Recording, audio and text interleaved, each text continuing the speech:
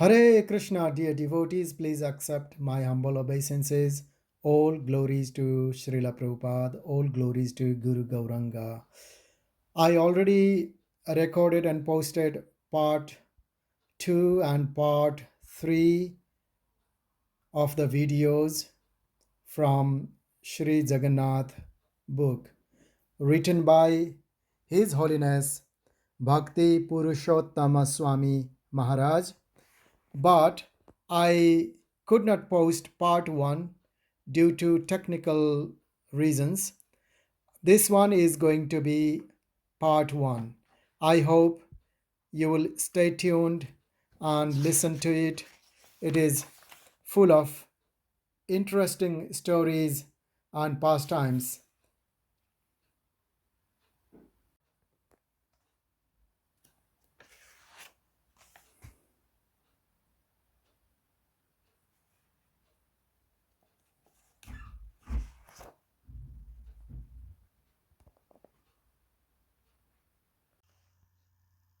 I begin reading part 1.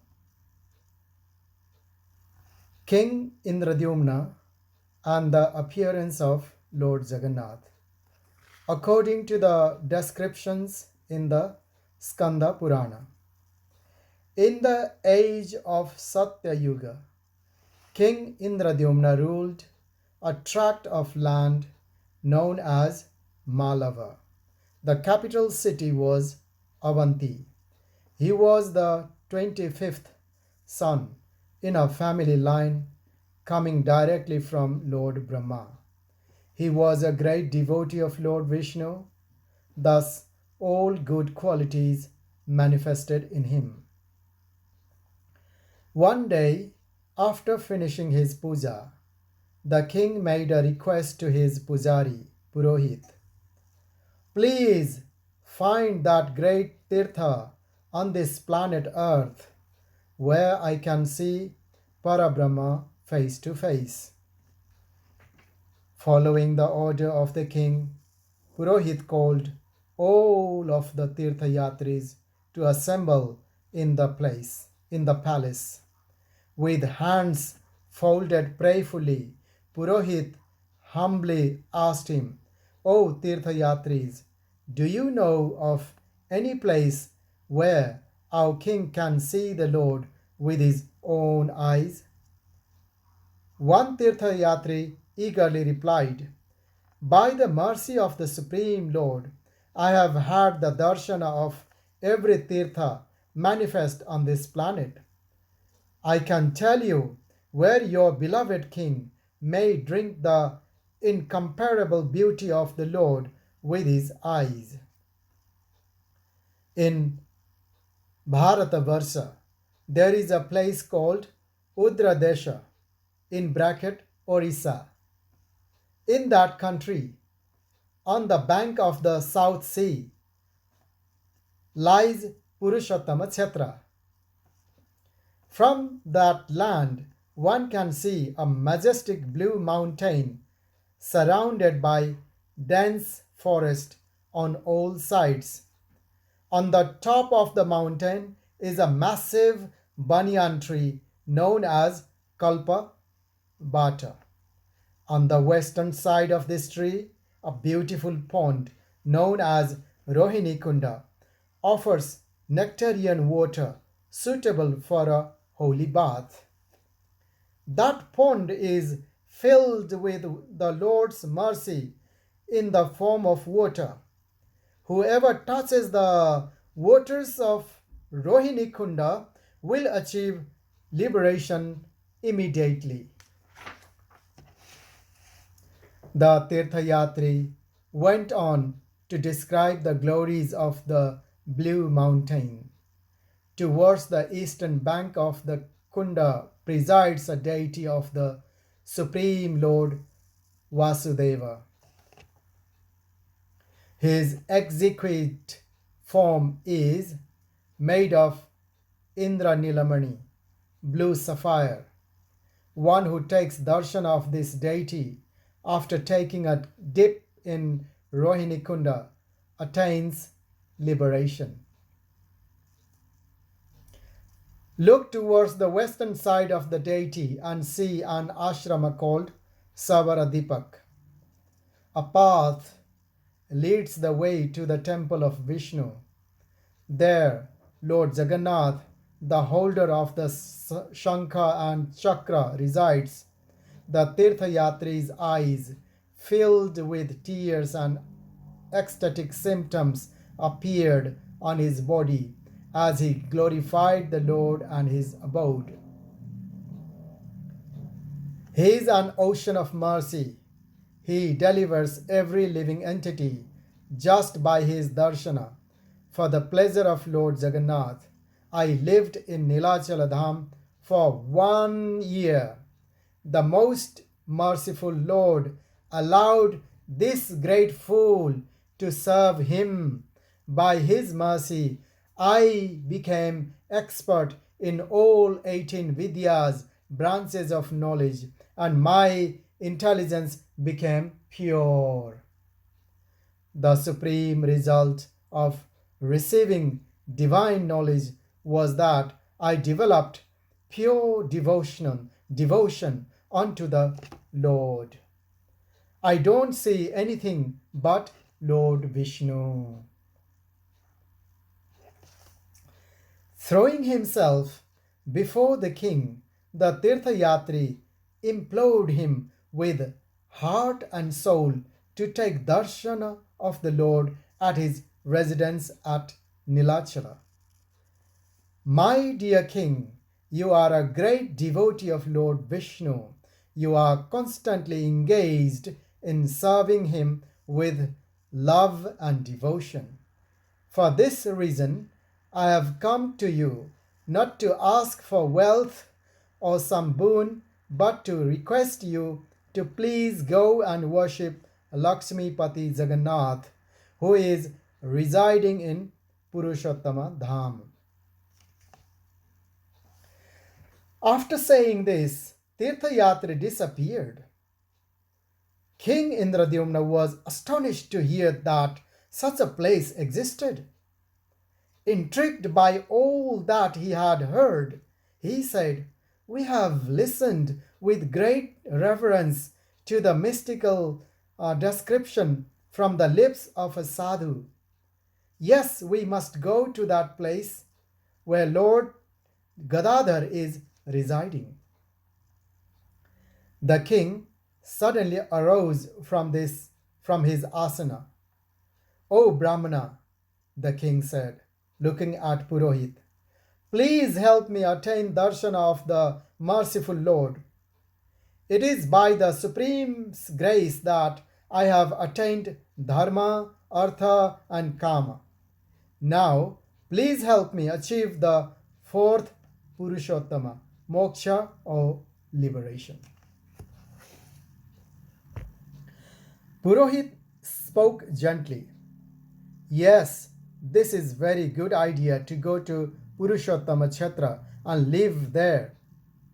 Let me send my younger brother Vidyapati to Nilachala first. He can find a place for you and your royal entourage and build a proper camp to prepare for your arrival. Let him return here with a message from Nilachala Dham that he is ready to receive." The king agreed to Purohit's proposal. Next, I'm going to read. Vidyapati sets out in search of the Lord. Hare Krishna. Vidyapati sets out in search of the Lord is the next chapter I'm going to read. So, next chapter, Vidyapati sets out in search of the Lord. Thus, Vidyapati, along with few faithful attendants, set out to find the holy blue mountain. With the blessings of the Brahmanas, Vidyapati started his journey in the early morning during an auspicious muhurta. While traveling on his chariot, Vidyapati's mind was filled with devotional expectations. "My birth has become successful. I will see the lotus face of the Lord, and all my sinful reactions will be eradicated. Today, I will see that Lord Chakrapani, who is available only to those who engage in steady sadhana and bhajana. Vidyapati was thinking. Resting in his abode atop Nilachala, he is perfectly capable of cutting the fierce bodily and material attachments that keep conditioned souls bound to the cycle of birth and death. By his merciful glance, I will cross over the ocean of this frightening material existence by taking darshana of that Lakshmipati Lord Hari, whose real Swarupa is difficult to understand even through Shruti and Smriti. I will see that Lord Jagannath in his Nilagiri Nivasa Rupa. His holy name cleanses the heart and removes all sins and contaminations. Yes, without hesitation or delay, I will take shelter of that Param Purusha, the primeval Lord Vishnu, from whose pores unlimited universes are created. He has thousands of hands and eyes, and from his breathing emanates Vedic sound vibrations. He is the master of the entire cosmic manifestation. Vidyapati's heart and mind were consumed with love for the Lord. Oh, what fortune I have that I will see Lord Narayana, the original cause of the creation of the universe, with my own eyes. His whole being locked in meditation. Vidyapati and his party covered a long distance, yet no one felt fatigued. He traveled through many forests, mountains, and difficult paths. Finally, in the evening, he reached the banks of the river Mahanadi. There, he took bath and performed his evening puja, meditating upon Sri Madhusudana. Then he retired for the night. Early next morning, the chariots crossed the Mahanadi river and progressed towards Purushottama Kshetra. Vidyapati's every thought dwelt on the glories of Lord Govinda. He reached Ekamra Kanana, presently known as Bhuvaneshwara. Eventually, he could see the top of Nilachala. His heart pounded with excitement. He saw the scene just as the Tirthayatri had described it. Vidyapati spotted the Kalpavata, which removes all sinful reactions. Gradually, he reached the valley of Nilachala Chhatra. He was intensely eager to take darshana of the Lord, but the forest was so dense and dark he could not see the path. Next, Vidyapati meets Savara Viswabasu. Vidyapati meets Savara Viswabasu. Deterred by the darkness, Vidyapati laid a kusha asana on the ground and prepared to rest. He had already taken full shelter of the Lord and expected to have darshan of him the next day. Suddenly he heard a voice coming from the western side of the mountain. They were discussing topics of the Lord. Rising from his asana, he followed the voices, and after a short distance, he saw flickering lanterns coming from what looked to be an ashrama. This was the Sabardipaka ashrama, the place the Tirthayatri had described. Overcome with emotion, he saw the assembly of Viswa Vaishnava. Overcome with emotion, he saw the assembly of Vaishnavas and offered his obeisances to them. Vidyapati was welcomed by the devotees. He met a Savara tribal named Viswavasu, who had reached the ashrama moments before, after finishing his puja to Lord Vishnu.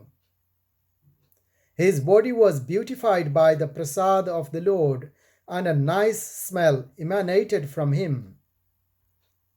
Vidyapati was very happy to see him, immediately recognizing him as a great Vaishnava. He understood that the pujari was the chief person from whom to learn about the Lord.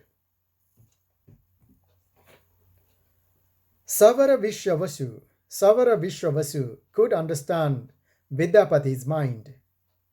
Taking Vidyapati gently by the arm, Vishwavasu said, "O Brahmana, from where have you come? Why have you come to this forest? Certainly you have found the path to be filled with sharp sticks and stones. You must have difficulty walking. Come, you must be tired. Please sit here for some time and take rest." Vishwavasu arranged water for Vidyapati to wash his feet and offered him an asana. Vishwavasu began to prepare prasad for Vidyapati. But Vidyapati's intense desire to see the Lord was his only concern. "I don't want any fruits or cooked food. Please fulfill the purpose for which I have come." Vidyapati rose from his seat. "I am a representative of Purohit, servant of the king of Malava. On the order of the king, I have come here to take darshan of the Lord. On the order of the king, I have come here to take darshana of Lord Vishnu. The king is observing a fast, which he will break only when I return with the news of the Lord. There is not a moment to spare. Please arrange for me to take darshana of the Lord without delay." Vidyapati stood expectantly before the Savara, awaiting his response. Next, Vidyapati takes a darshana of Nilamadhava. Vidyapati takes darshan of Nilamadhava. Savara Vishwavasu meditated upon the Lord, addressed Vidyapati. "O great Brahmana, I have heard it said that King Indradyumna will come and live in this tirtha. Let us not waste a moment. Now let us go to the top of the mountain." The Savara led Vidyapati through the dense forest to the base of the sacred blue mountain. As they climbed higher and higher, the path became narrow, so much so that they could only walk single file. The path was covered with thorns, and the dense darkness of night blinded their eyes. Vidyapati trod the path by following the voices of Vishwavasu. After a long night of walking, they reached Rohini Kunda in the morning. Savara said, "O great Brahmanas, this is Rohini Kunda, the cause of all water in this universe. All the elements emanate from here and enter here at the time of annihilation. This is the best of all tirthas. By taking bath here, one automatically becomes eligible to go to Vaikuntha. Towards the east side of the pond, you can see the banyan tree known as Kalpabata. Just by resting under the shadow of this tree, one will be free from the sinful reaction of killing a Brahmana. In between the tree and pond, there is a grove where the Lord, who is revealed through Vedanta, is residing. Please go there and take darshan of the Supreme Personality of Godhead. By taking his darshana, you will become free from all reactions from sinful activities. You will never again fall into the ocean of material existence. Vidyapati trembled in anticipation. After carefully taking bath in Rohini Kunda, he remembered his guru and entered the temple to take darshana. Offering prostrated obeisances and heartfelt prayers to the Lord, Vidyapati sat in front of the deity and chanted the Hare Krishna Mahamantra. He had never experienced such bliss in his life.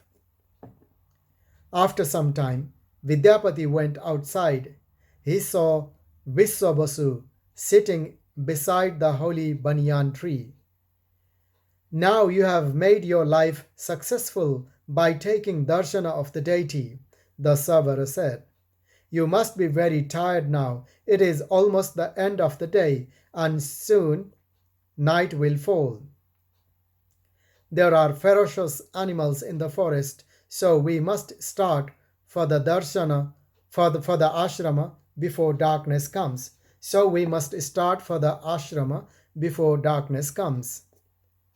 Back at the ashrama, Vishwabasu offered Vidyapati prasad and treatment. Vishwabasu offered Vidyapati prasad and treated him royally with many nice offerings. Vidyapati was surprised to see so many opulent preparations. He had never tasted such delicacies. Even as a servant in the king's palace. Without checking his curiosity, he inquired where the Savara had obtained such heavenly prasad. A small, secret smile passed Vishwabasu's lips. Indra and other demigods always come here to worship the Lord. They chant and dance in front of him. What you are tasting is the transcendental prasad of Lord Jagannatha. By honoring this prasad, we become free from old age and disease. One is awarded liberation by taking the Supreme Lord's remnants in a spirit of servitude and devotion. Vidyapati's hairs stood on end upon hearing the glories of the Lord's prasad. Tears of bliss poured from his eyes, and he felt himself to be a most fortunate man. Then he thought about the even greater fortune of the tribal people. They took darsana of the Lord every day. Now he wanted to form a friendship with the Savara and stay there with him. Vidyapati said, "My dear friend, the king will come and live here. He has the desire to build a magnificent temple for the Lord and will arrange an elaborate system for the Lord's puja." Yes, mused the Savara. I have heard this long ago. This is an old topic. Vishwabasu sighed. We have heard that King Indradyumna will come here, but the only problem is that even when he comes, he will not be able to see the Lord. Daru Brahma made one promise to Yamaraj. The Lord will hide himself under golden sands and disappear from the view. Vidyapati gasped at Vishwabasu's words. The Savara continued, You are very fortunate to have had darshana of the Lord. When King Indradyumna comes here, the Lord will disappear from view. But you must not tell the king of this. When he discovers that he cannot see the Lord, he will fast and prepare to leave his body. Being compassionate on his devotee, the Gadadhar will appear in the king's dream. He will reveal how he will return in the form of 4 wooden deities. Lord Brahma will install those deities, and King Indradyumna will worship them. Continuing to speak frankly, Vidyapati and Vishwabasu arranged a soft bed out of tender leaves and took rest. The next morning, after taking bath, Vidyapati offered his obeisances to Lord Madhava. Mindful of his duty, he selected a nice place for the king to live. Then Vidyapati took leave and headed back to Avantipur. Before leaving Nilachal Dham, Vidyapati circumambulated.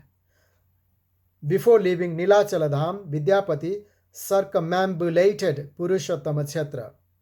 By evening, he reached Avantipur and was in so much ecstasy from experiencing the Lord's merciful darshana that he felt no fatigue. Next, Vidyapati relays the glories of Nilachal to King Indradyumna.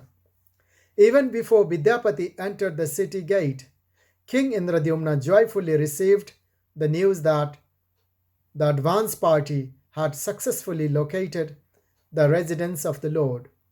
The effulgent Vidyapati approached the king holding a garland gifted by Vishwavasu. The king stood to receive his servant and swooned in devotional ecstasy. He spoke in a voice choked with emotion. My life has become successful today just by seeing the garland. I'm seeing Lord Madhava through this Prasad Mala. I offer my humble obeisances to this garland, which was offered to the Lord by his surrendered devotee. This garland has the power to deliver the whole universe. The king felt waves of love churning in his heart. Oh, my Lord, please bless me. I offer my obeisances to you again and again. With tears in his eyes, King Indradyumna fell on the ground to offer his prostrated obeisances. The hairs on his body stood on end. Vidyapati helped the king to his feet and placed the garland around his neck. Simply by wearing the divinely fragrant garland, the Indradyumna felt as if the Lord had entered his heart. By that time, many grihasthas, brahmacharis, and sannyasis had surrounded him. Everyone was basking in the atmosphere created by the king's pure devotion. King Indradyumna, along with other learned brahmanas, worshipped Vidyapati and offered him a seat in front of the throne. With great sincerity, the king asked about Vidyapati's welfare. Yet, Vidyapati was anxious to speak of the glories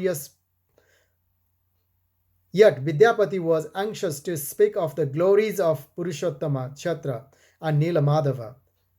According to his realizations and memories, he vividly described everything that had taken place during his visit to the sacred dham. Enraptured by Vidyapati's rich glorification, the whole assembly drank the nectar of the Brahmana's words, wish that he would speak more and more. Frankly, King Indradyumna asked him to describe Indra Nilamani Maya, the deity of the Lord. Vidyapati closed his eyes and breathed deeply. My dear king, now I will try to describe that transcendental deity who awards liberation to anyone who takes his darshan. The deity of the Lord is very ancient. His form is made of Indranilamani, the piece of the precious gems. Lord Brahma and King Indra, along with the demigods, visit daily to worship this deity. The garland I presented to you was offered by the demigods to Lord Madhava. It will never dry and its fragrance remains always, never fading with time. Vidyapati opened his eyes and looked at the king with an expression of pure serenity and bliss, and said, "By taking the Lord's prasad, I have become free from all sins. I have become effulgent like the demigods. Can you see this?" King Indradyumna nodded his head in admiration. "Dear king, sense gratification and liberation are easily available in Nilachal Dham. Then there is no disease or old age, nor is there any kind of suffering. In that Tirtha, the Supreme Lord Himself, with His big blue lotus like eyes, resides. He is very pleased by devotional service. He gives liberation to anyone who takes shelter of Him."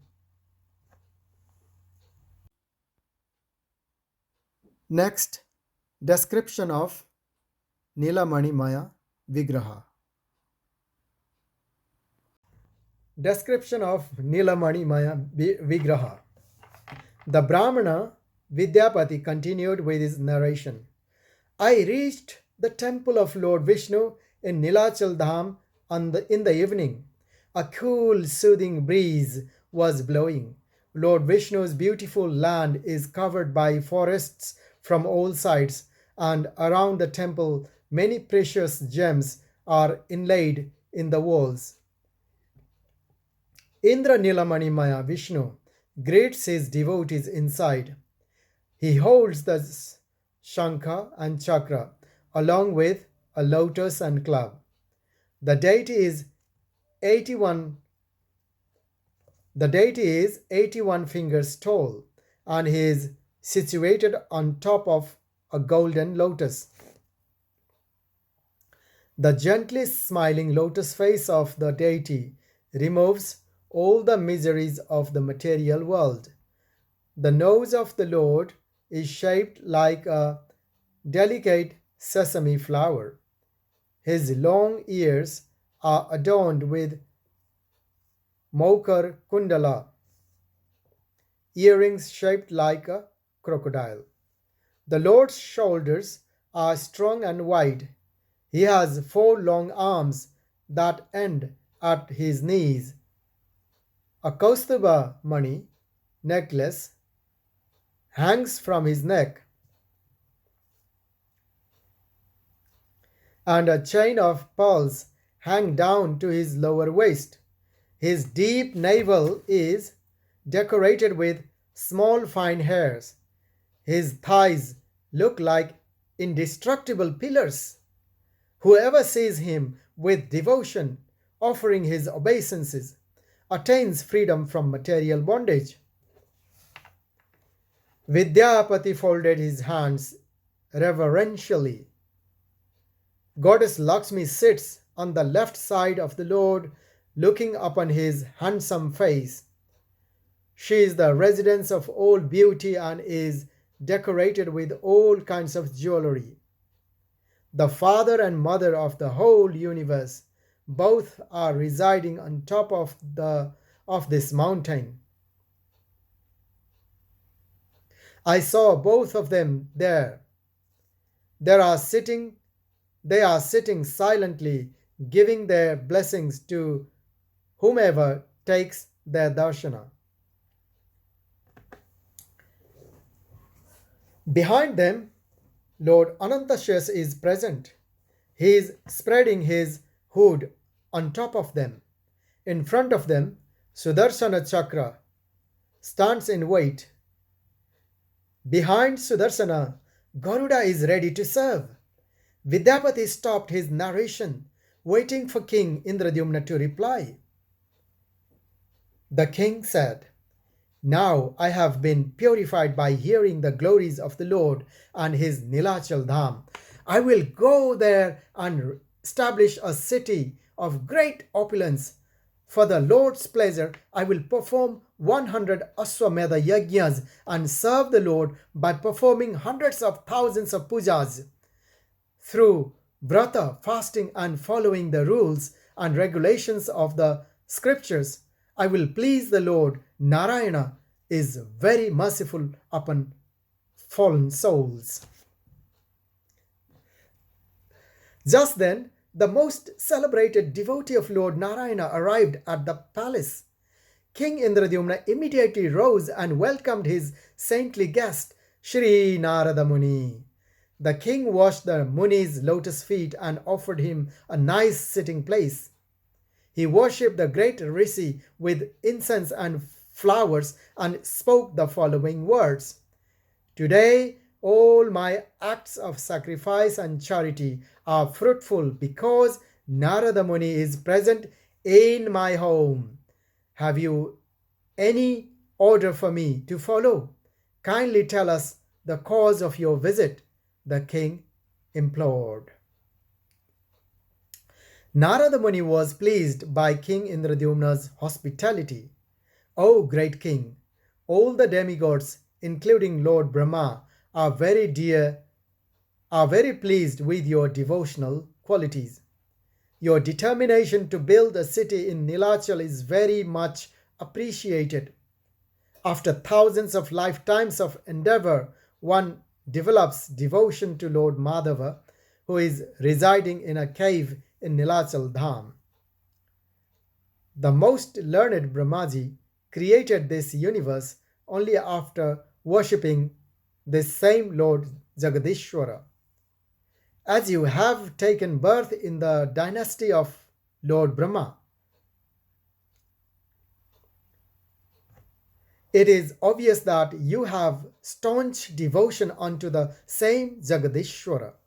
This material world is filled with suffering, and at every step there is danger. Devotion to Lord Hari is the only way one can be protected." Narada Muni's sweet words purified the assembly instantly. The residents of the palace were filled with indestructible happiness. King Indradyumna could not mask his exuberance and announced, "By your holy association, I am free from the darkness of ignorance. My heart is feeling intense eagerness to worship Lord Nilamadhava. Let us both mount the chariot and take darshana of Nilamadhava. My life will be successful if you take me around Purushottama Chhatra and reveal the glories of the Dhamal." Sri Narada Muni replied, "This is a matter of great pleasure for me. I will tell you the glories of that palace. I will tell you the glories of that place. You will see Lord Jagannatha directly face to face in that all auspicious Nilachal Dham." Under Narada Muni's guidance, the king called his astrologer to determine the most auspicious time to depart for Nilachal. After consulting his charts, it was announced that the most favorable time was Panchami Tithi in the month of Jyestha.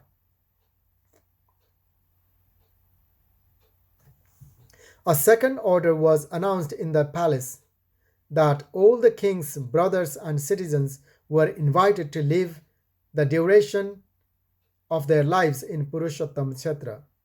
According to all the queen's ministers and associates, all their horses and soldiers were included in their entourage. King Indradyumna observed the preparatory rites and rituals of purification.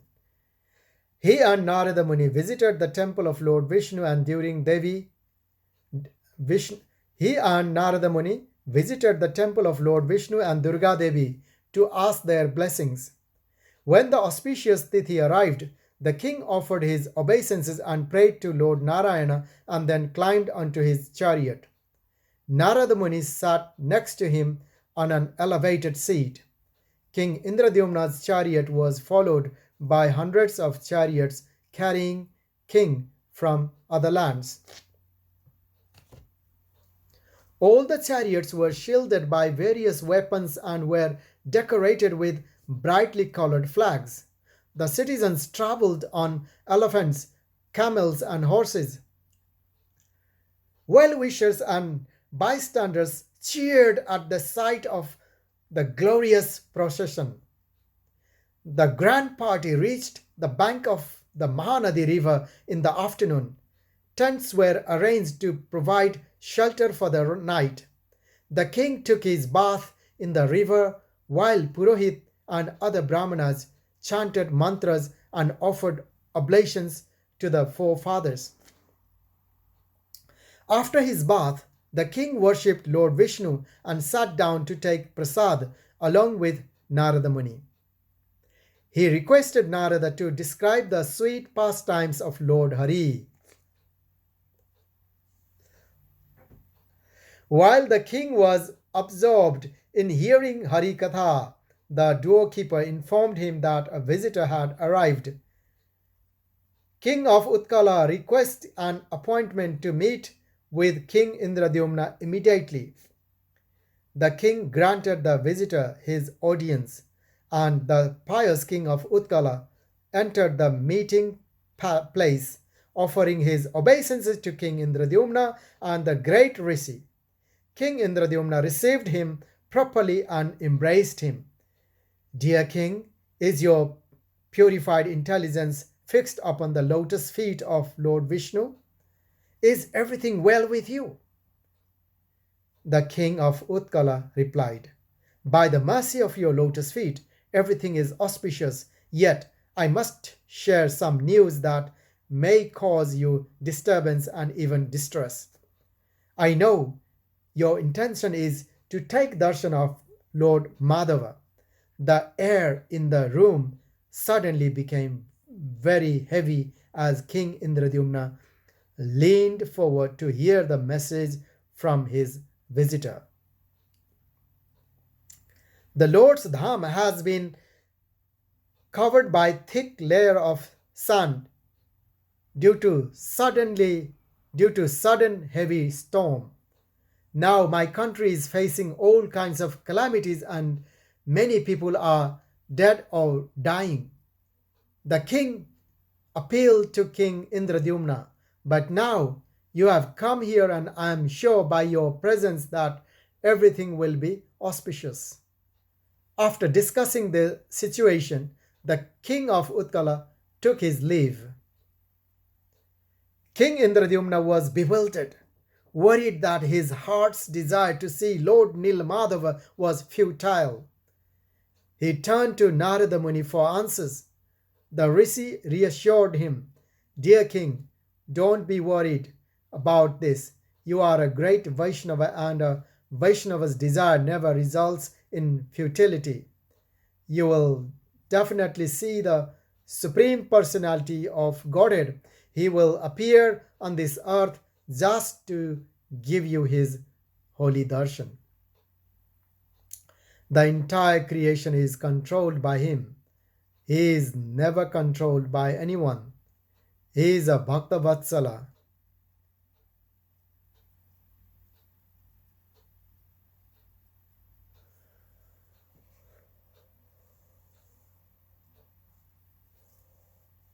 He is Bhakta Vatsala. He is controlled by devotion. Vishnu Bhakti is the root cause of all Chatur Vargam, the four goals of life. Lord Brahma has personally engaged me to help you in this work. Once we reach Purushottama Dham, I will explain everything in detail. Now it is the third prahara of the night. Please let all the kings go to their respective camps for rest. You must also rest. Narada Muni's counsel pacified Indradyumna's mind. The next morning, after finishing his daily rituals, King Indradyumna worshipped Lord Jagannath and crossed the Mahanadi river on the way to Nilachal Dham. After crossing the river, the king heard the sound vibration of a conch. O king, this is a very rare place kept hidden by Lord Vishnu, Narada Muni explained. Not far from here is the place of Lord Shiva. Nilagiri is situated 3 yojana, 24 miles from here. Lord Shiva offered his prayers to Lord Purushottama, the original cause of this creation. Being pleased by his prayers, Lord Vishnu appeared to him and said, "There is a tract of land that extends up to the shore of the South Sea, decorated with a blue mountain. Towards the northern side of this land is a very beautiful forest called Ekamra Kanana. You should live there with your eternal consort Parvati. By my order, Lord Brahma will establish you as Koti Lingeshwara, the Lord of 10 million lingas. Since that time,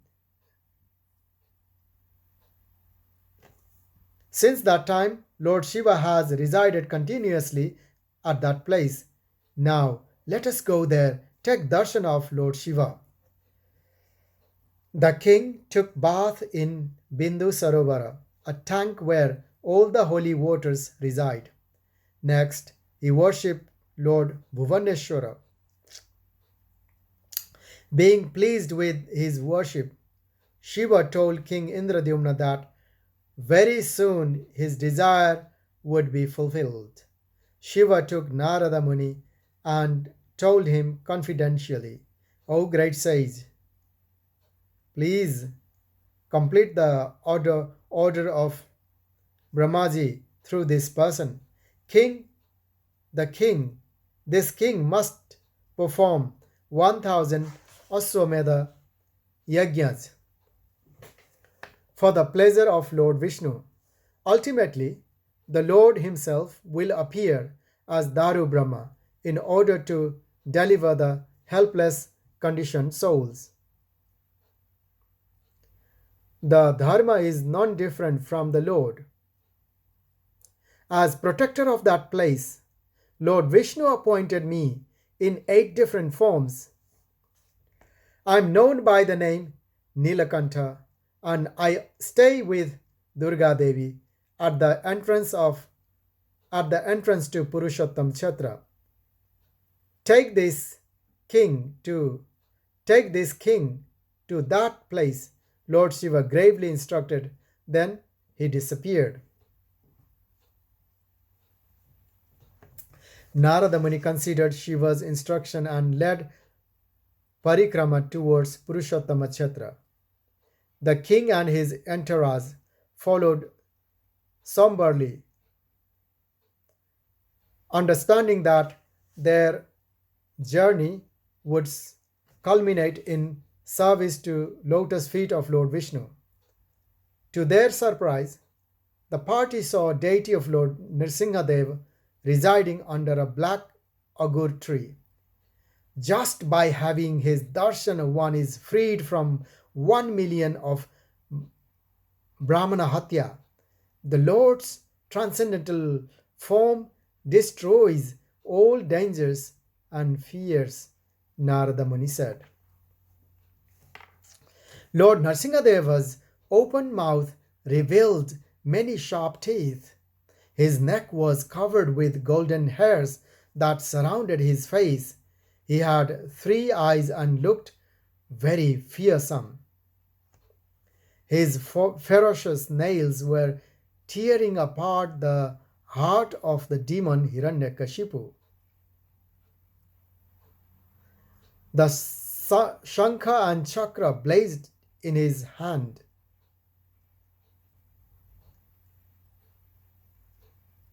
The helmet adorning the Lord's head dazzled like a million suns.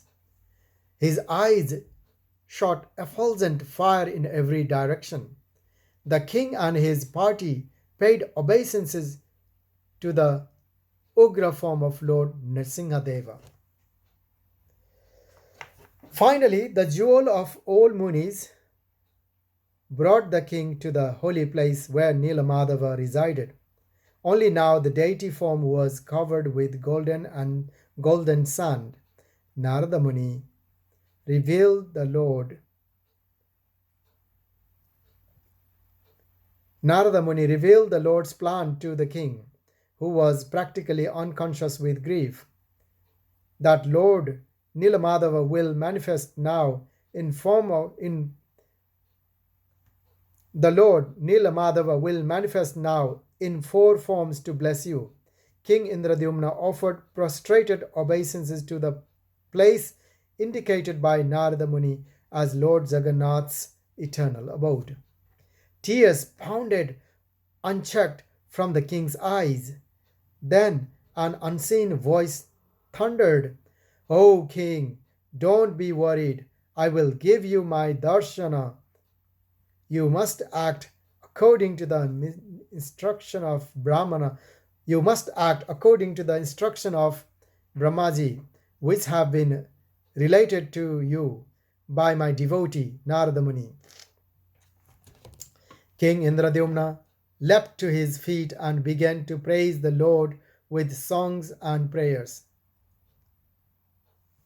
After some time, he sat down in a solitary place and meditated on the Lord's order.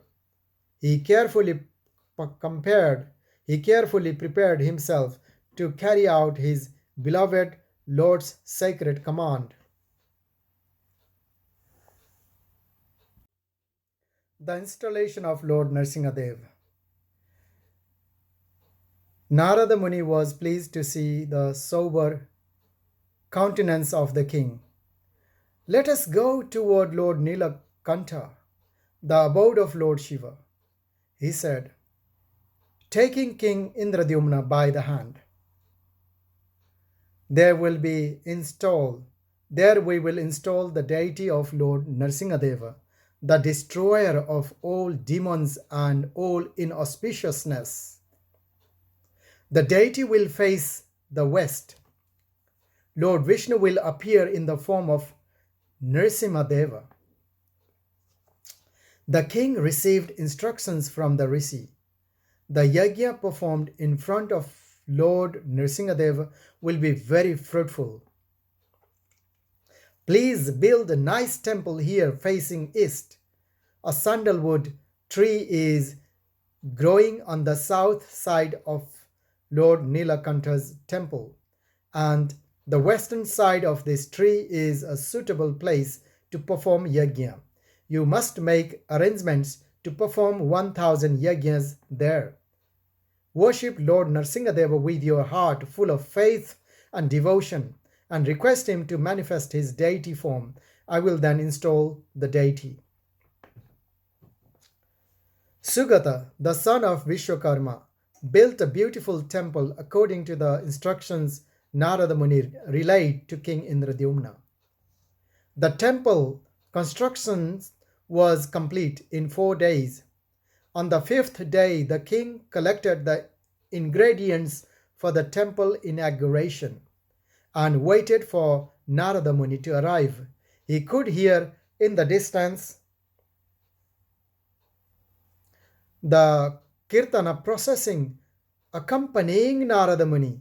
Soon Narada arrived at the temple with the deity of Lord Nrsimhadeva.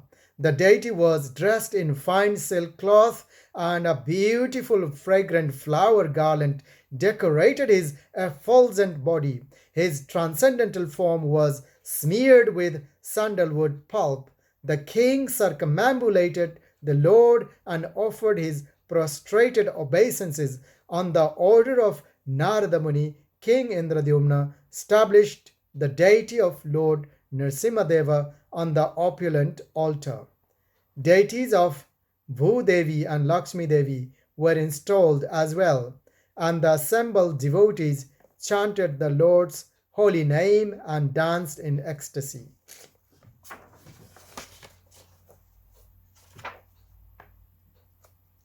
I said that one chapter was left before I complete the part one. Actually, um, one more is still left. Sorry, it was my misunderstanding. Now, another next chapter, very interesting, is Indradyumna performs 1000 Aswamedha Yajnas. 1000 Aswamedha Yajnas. King Indradyumna invited the demigods to witness the Aswamedha Yajnas. Many rishis, Vaishnavas, and Brahmanas were in attendance. The yajna was to be performed in a large meeting hall whose roof reached 3 miles in height. The floor was made of valuable jewels and lined with gold and silver. Then the king worshipped Satsipati Indra, the senior most personality in the assembly, and offered his obeisances to the Vaishnavas. King Indradyumna prayed to Lord Indra, O Deveshwara, I would like to worship the Yajna Purusha, Lord Vishnu, by performing the Ashwamedha Yajna. I beg that you and the Devas stay until the end of the sacrifice. You are awarded the merciful darshan of Lord Nilamadava, who is now hidden under golden sand. If he appears again, you will be benefited. Hearing the king's request, Indradeva replied, O King Indradyumna, you are a great soul.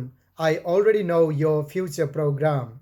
This auspicious sacrifice will purify the 3 worlds. I must help you in this performance. Please proceed with your worship.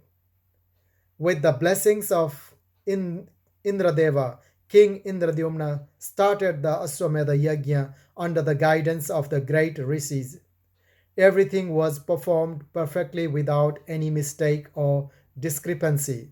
Near the end of the 1000 yajna, the king fixed his mind upon the Supreme Personality of Godhead and in his meditation saw the island of Svetadvipa. The island was made of sphatic crystal and surrounded by milk ocean. On top of a platform studded with precious gems was a golden simhasana where 400 Vishnus sat. On his right side, Dharanidhara Anantasesa extended his hoods like an umbrella.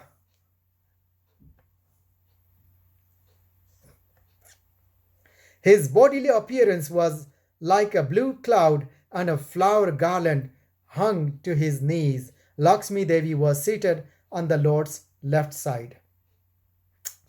King Indradyumna disclosed the details of his meditation to Narada Muni, who confirmed that this was a sign that the Lord would reveal himself further.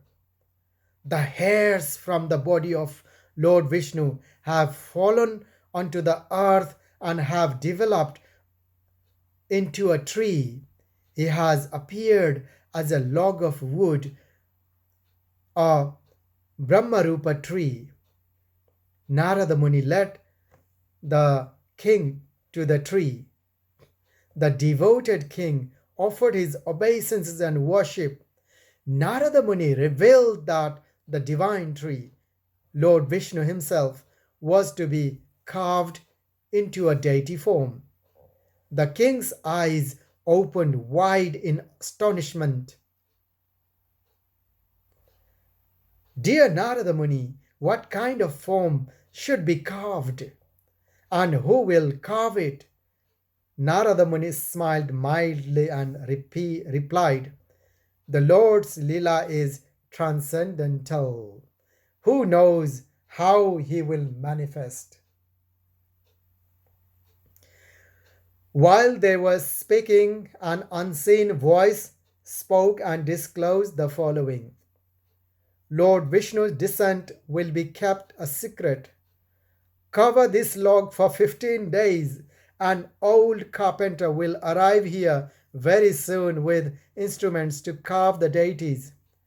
Close the door for 15 days and play drums and other musical instruments outside the door. Make sure no one can hear the sound of the carving.